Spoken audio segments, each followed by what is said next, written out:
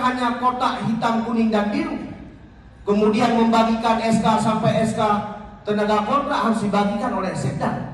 Tetapi bagaimana kebijakan-kebijakan regulasi dan kebijakan mengamankan kepentingan rakyat itu harus diamankan oleh Sekda. Maka kami harap kepada Pak Gubernur untuk lebih baik komunikasi. Kami sebenarnya sudah lelah berkonflik terus antara eksekutif dan legislatif. Dan ini dibuktikan bahwa banyak rekam jejak digital yang memang hari ini terbukti bahwa peran Saudara Sekda tidak maksimal dalam tata kelola pemerintahan. Dengan dana yang begitu besar untuk pendidikan Aceh, tapi masyarakat Aceh tidak carong. Gagal gubernur yang lama dalam persoalan pendidikan di Aceh. Oleh karena itu Bapak Gubernur, saya berharap jangan Bapak titipkan persoalan ini kepada Pak Sekda. Beliau tidak mampu bekerja. Bukti, kerja Sekda bukan mengintervensi sampai ke kabupaten. Coba camat ni apa kau kepera.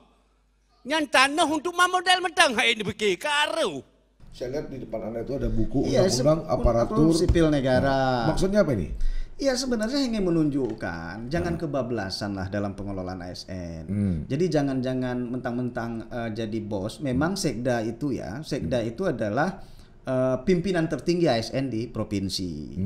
Nah, tapi nggak boleh semena-mena. Ada aturannya. Ini misalkan Undang-Undang Nomor 14 tentang ASN. Kemudian ada PP 53 2010 yang disempurnakan dengan PP 11 tahun 2017.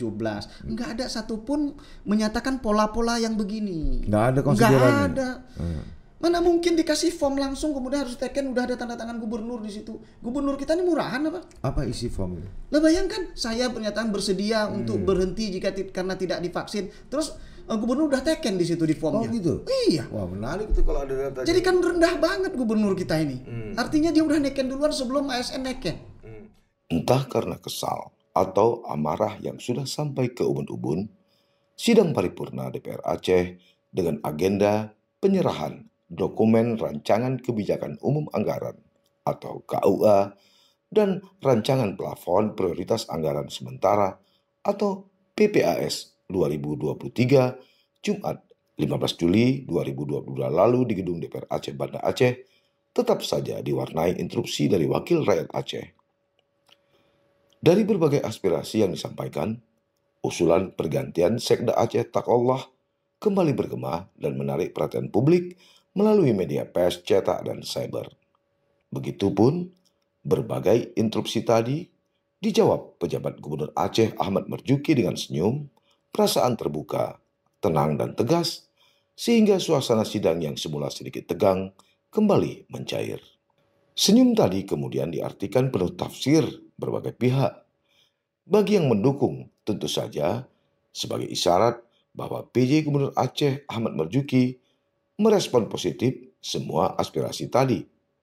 Hanya saja, tak mungkin keputusan diambil serta-merta tanpa alasan yang cukup. Apalagi, sebagai mantan Pangdam Iskandar Muda, Ahmad Marzuki tentulah sudah mendengar aspirasi dan keinginan ini jauh sebelum dia menjadi PJ Gubernur Aceh atau saat Purnawirawan Jenderal Bintang 2 ini memegang tongkat komando sebagai Pangdam Islam Muda. Bagi loyalis dan pendukung setia Takallah, terutama bagi mereka yang pernah menyandang staf khusus atau apalah namanya, aspirasi dan usulan pergantian tuannya ini dimaknai sebagai bentuk lain dari bagaimana mengajari pejabat Gubernur Aceh Ahmad Marzuki menembak jika tak elok disebut mendekte. Tentu tak salah pula dari dua kutub pendapat tersebut, sebab semua pihak berhak untuk menilai dan berbicara. Di satu kutub, anggota DPR Aceh pun secara undang-undang memang diberi hak konstitusional untuk mengawasi pemerintahan, penyusunan anggaran, dan legislasi. Di kutub lain, atas nama demokrasi dan kebebasan berpendapat, masyarakat dan loyalis Takallah juga berhak menilai apa sesungguhnya yang terjadi di tubuh DPR Aceh. Tapi kalau mau jujur, usulan miris ini memang bukan sekali saja terjadi dan disuarakan para wakil rakyat, namun sudah berkali-kali. Bahkan sejak Nova Iriansyah memegang tumpuk pimpinan pemerintah Aceh. Hasilnya, Gubernur Aceh saat itu justru tak bergeming. Masih ingat usulan serupa datang dari Wakil Ketua DPR Aceh Hendra Budian. Padahal politisi Golkar ini dikenal sebagai orang dekat Nova Iriansyah. Tak main-main, kepada media pers Selasa 5 Oktober 2021 lalu, Hendra Budian meminta kepada Gubernur Aceh Nova Iriansyah segera memberhentikan Sekretaris Daerah Aceh dan Ketua Tim Anggaran Pemerintah Aceh, Saudara Taqwallah. Sebagai Ketua TAPA, Hendra menilai Taqwallah tidak memiliki kapasitas leadership yang baik, terutama dalam mengelola anggaran Aceh. Lihat saja, arah belanja daerah tidak pernah fokus. Realisasinya juga masih sangat rendah. Kritik Hendra Budian ketika itu.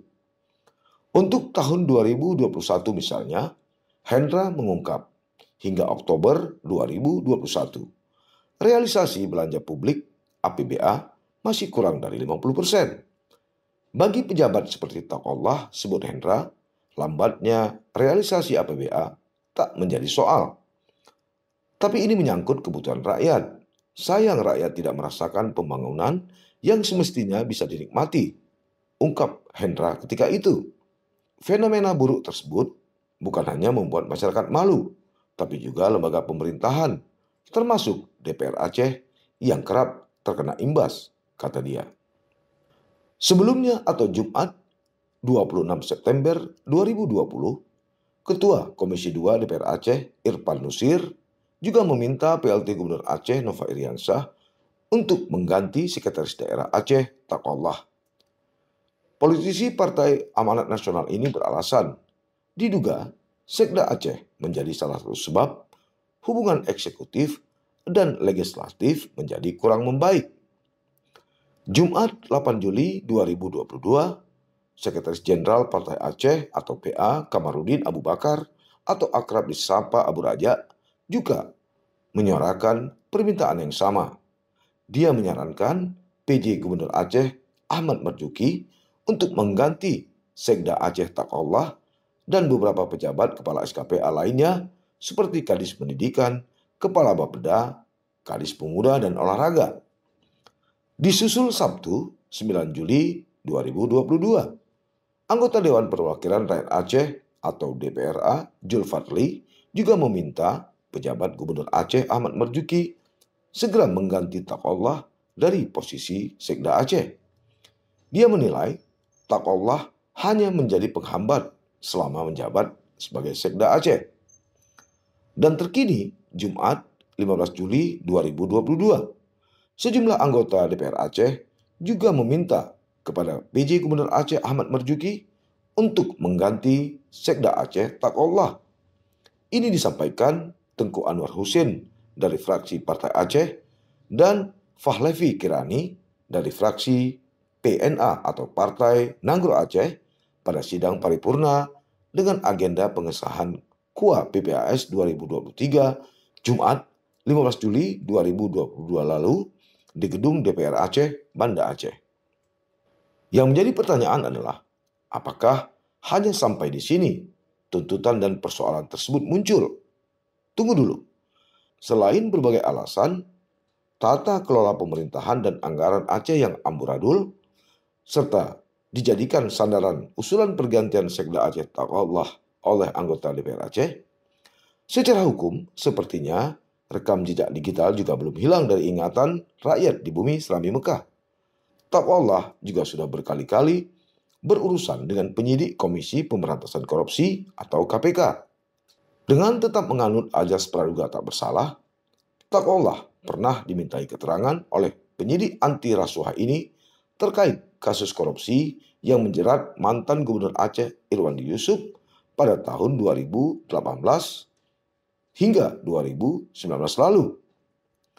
Taqwallah juga menjadi pejabat kunci dari proses penyidik KPK di Aceh terkait sejumlah dugaan kasus korupsi di bawah kepemimpinan Gubernur Aceh Nova Iriansyah.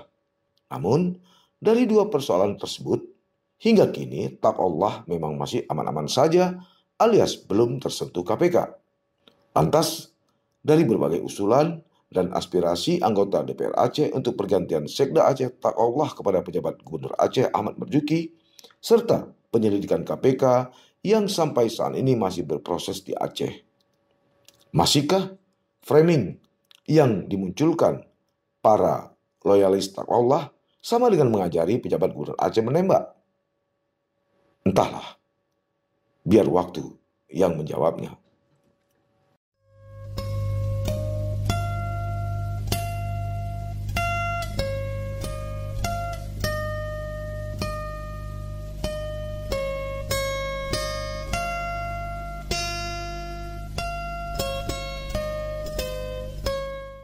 Jangan lupa like, komen, dan subscribe.